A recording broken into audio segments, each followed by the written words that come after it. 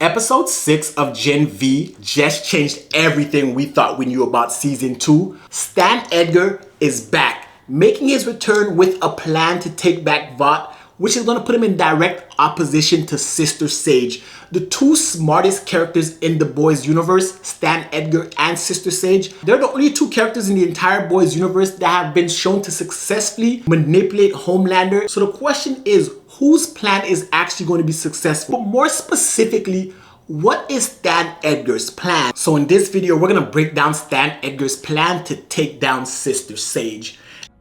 Interesting.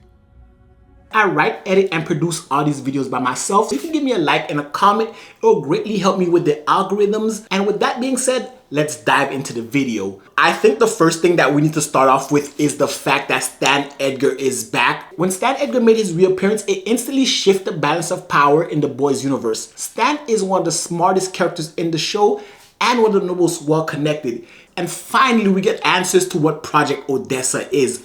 According to Stan, Project Odessa was Thomas Godolkin's brainchild to create the perfect superhero, the most powerful superhero. Project Odessa was always part of Stan's plan to take down Homelander. So for all those years that they couldn't find Marie, which is why Stan adopted his daughter Victoria Newman, since she has the same powers as Marie. It would explain why back in season 3 of The Boys, Stan tried to put Victoria Newman against Homelander because he knew about Project Odessa and Marie, and if he could harness Victoria's powers to similar levels, he could take down Homelander. But Stan did not show up just to save Marie and give us some backstory on Project Odessa. He wants to use Marie against Cipher and Sister Sage so that he can take back control of Vought. If you guys remember, before Homelander went crazy and took over Vought, Stan was the man in charge. But now he's on the run and Sister Sage is in charge of Vought and she's enacting her master plan. The one thing Sage's plan did not account for was Stan being in the mix, because Stan may be the most important wild card.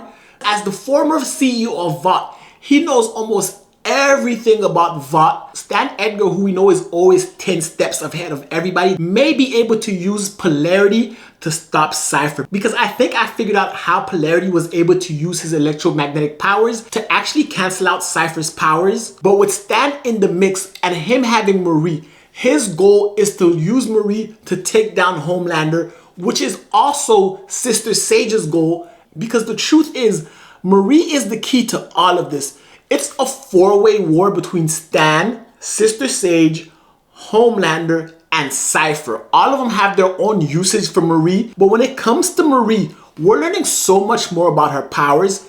And that's why Stan's introduction is so interesting, because notice how he knew exactly where to find Marie and he knew everything there is to know about Project Odessa, even to the point of telling us that they never recovered Thomas Godolkin's body, which all but confirms that the man inside of the hyperbaric chamber is Thomas Godolkin. 5 years, I hope to be out of the superhero business entirely. Stan has never been a fan of soups. If you go back to The Boys, even when he created V24 or Temp V, his plan was always to get out of the superhero business and get into creating temporary super soldiers and not permanent superheroes like Homelander. Stan, who isn't a suit and doesn't care about them, wants to get rid of them.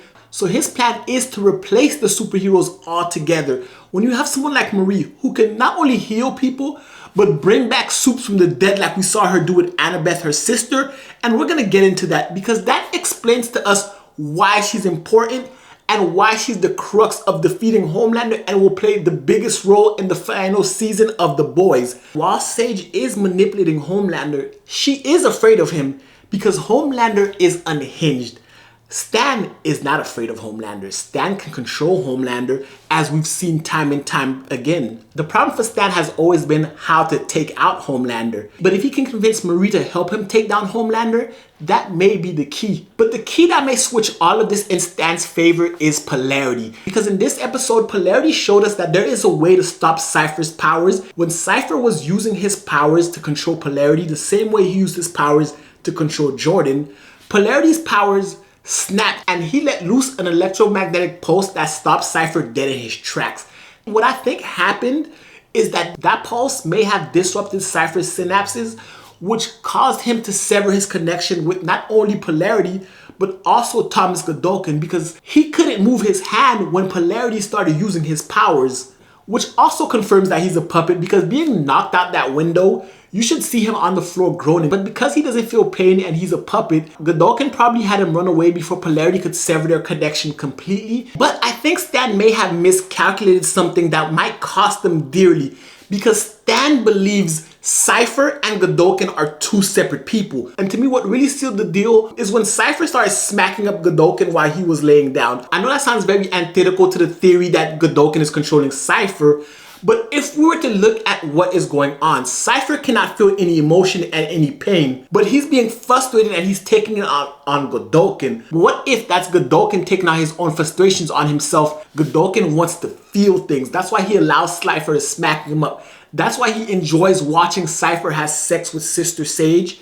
But he's running out of time, because Stan even said it himself, if Godolkin survived, he should be dead by now, but we see him hanging on by a thread. But the real question is, how exactly did Thomas Godolkin survive that fire? And how did Cipher get involved with Project Odessa? I believe that Godolkin also was contaminated by Compound V, and that's why he was able to find somebody or take control of someone like Cipher to save himself.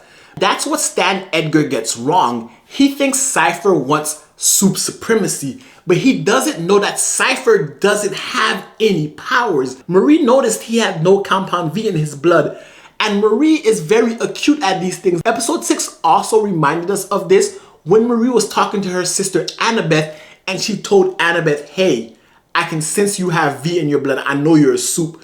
So her powers are pretty accurate. That means Cipher is not a soup at all. So why would he want soup supremacy if he's not a soup? Unless, of course, it's Thomas Godolkin that wants soup supremacy. Even when Stan was CEO of VOT, he had no idea the full extent of what Thomas Godolkin was doing.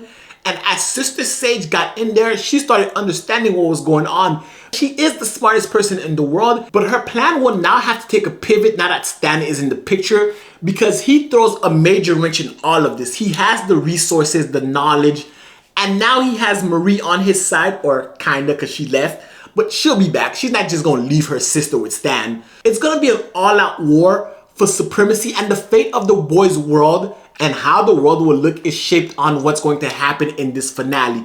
Because I believe the finale of Gen V Season 2 will lead us directly into Episode 1 of The Boys.